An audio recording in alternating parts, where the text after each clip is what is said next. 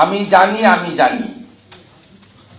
বেহাল স্বাস্থ্য, চিকিৎসা ব্রাত্য, আইন শৃঙ্খলা, নারী নির্যাতন, এতেই হবে রানীর পতন। সংখ্যালঘু আদর পায়, হিন্দুরা করে হায় হায়। অতি বেকারত্বই রানীরই দায়িত্ব। স্কুলের মিড ডে মিল রানীর কাছে হোয়াট এ ডিল। হীরক রানীর দেশে কৃষকের হাল সর্বনেশে। জেলে বসে রানীর সব ভাই মানুষের টাকার হিসাব চাই। লেখা গানে রানী কৃতি, ধুলোয় মেশে সংস্কৃতি। দিল্লি গিয়ে হাঁটি হাঁটি ছিঁড়ে গেল হাওয়াই চটি। ব্যারাকপুরে 15 জন ভারতীয় জনতা পার্টির একনিষ্ঠ কার্যকর্তাকে গ্রেপ্তারও করা হয়েছে। আমি রাজ্যের বিরোধী দলনেতা হিসেবে পুলিশের এই আচরণের নিন্দা করছি এবং যাদের গ্রেপ্তার করেছেন নিঃশর্ত মুক্তি দাবি করছি। এবং ব্যারাকপুর পুলিশ কমিশনারেটের কমিশনার, তাকে আমি হুঁশিয়ারি দিতে চাই, কারণ আমার কাছে ইতিমধ্যে তথ্য প্রমাণ এসেছে ব্যারাকপুর পুরসভার তৃণমূলের তোলাবাজ চেয়ারম্যান উত্তম দাস, তিনি পুলিশের সাথে ক্যাডার দিয়ে এই কাজটা করিয়েছেন। কারণ তিনি নিজে মিউনিসিপাল রিক্রুটমেন্ট স্ক্যামে অভিযুক্ত, তাই আতঙ্কে দিশাহারা হয়ে এই ঘটনাগুলো ঘটানো হয়েছে। এই বিষয়ে পুরো রাজ্য পার্টি, সমস্ত সাংসদ, বিধায়ক আমরা উদ্বেগ প্রকাশ করছি এবং ভারতীয় জনতা পার্টি এর শেষ দেখে ছাড়বে, এটা মিস্টার অলোক রাজোরিয়া আইপিএস কে এই সংবাদ সম্মেলনের মাধ্যমে আমি হুঁশিয়ারি দিয়ে বলতে চাই। আমি মূল বিষয়ে আসি। ইতিমধ্যে মাননীয় জগন্নাথ চট্টোপাধ্যায় বিষয়বস্তু বলেছেন। আপনারা জানেন যে এই রাজ্যে যে সরকারটি চলছে, এই সরকার যারা চালাচ্ছেন তারা কোনো রাজনৈতিক দল বলে আমি বা আমরা বা গোটা ভারতবর্ষের লোক মনে করে না। এটি একটি পরিবারের ব্যবস্থাপনা এবং এই পরিবার কার্যত আমাদের দেশে হানাদার যে মোগলরা ছিল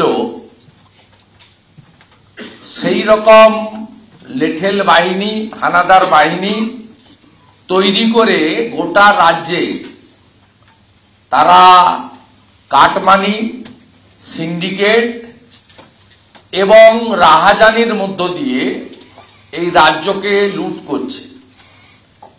এবং এই লুট করাটা সাধারণ একজন প্রান্তিক গ্রামের সর্বহারা মানুষ থেকে শুরু করে শিল্পপতি, বিজনেসম্যান, সরকারি কর্মচারী, শিক্ষক, পেনশনার্স, কেউ এই আওতার বাইরে নয়।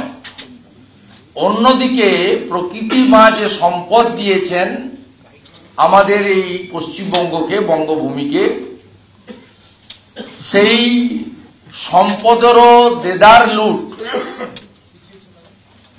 এই রাজ্যে ঘটছে এবং সেই কারণে হাজার হাজার কোটি টাকা রাজ্যের কোষাগারে রাজস্ব আসার বদলে কখনো সিঙ্গাপুর, কখনো দুবাই, কখনো লন্ডন, কখনো হাওলা, কখনো হুন্ডি, সব টাকা সাইফন হয়ে বাইরে চলে যাচ্ছে।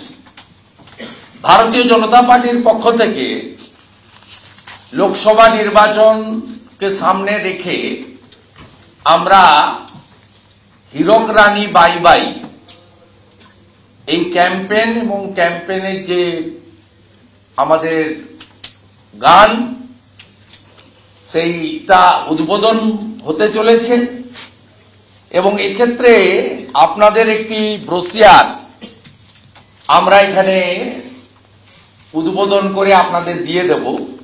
তাতে মূল বিষয়গুলো হচ্ছে সিন্ডিকেট, কাটমানি, আমি জানি, বেহাল স্বাস্থ্য, চিকিৎসা ব্রাত্য, আইন শৃঙ্খলা, নারী নির্যাতন, এতেই হবে রানীর পতন। সংখ্যালঘু আদর পায়, হিন্দুরা করে হায় হায়। অতি বেকারত্বই রানীরই দায়িত্ব। স্কুলের মিড ডে মিল রানীর কাছে হোয়াট এ ডিল। হীরক রানীর দেশে কৃষকের হাল সর্বনেশে। জেলে বসে রানীর সব ভাই, মানুষের টাকার হিসাব চাই। লেখা গানে রানী কৃতি, ধুলোয় মেশে সংস্কৃতি। দিল্লি গিয়ে হাঁটি হাঁটি ছিঁড়ে গেল হাওয়াই চটি। স্বাভাবিকভাবে এই যে মূল ইস্যুগুলোর উপরে আমাদের এই লঞ্চিং প্রোগ্রাম, এতে এই রাজ্যের বর্তমান সার্বিক অবস্থাটা কমপ্লিটলি তুলে ধরা হয়েছে। শুধু চুরির চমক, কেউ বললে কথা, রানী লাগায় ধমক। রানীর দল ভরেছে দুর্নীতিতে, হীরক রানীর বিদায় চাই, হীরক রানীকে পাই পাই। হীরক রানীর দেশে শুধু চুরির চমক, কেউ বললে কথা, রানী লাগায় ধমক। রানীর দল ভরেছে দুর্নীতিতে, হীরক রানীকে পাই পাই।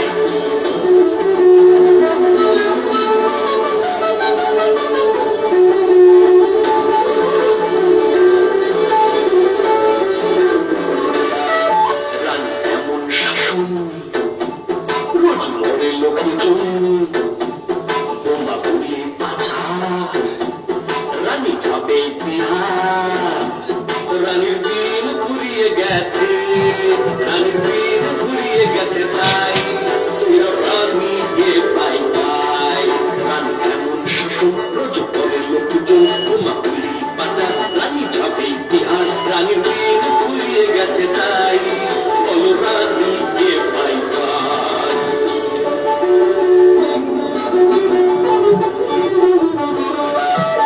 হীরক রানীর মনে ভয়,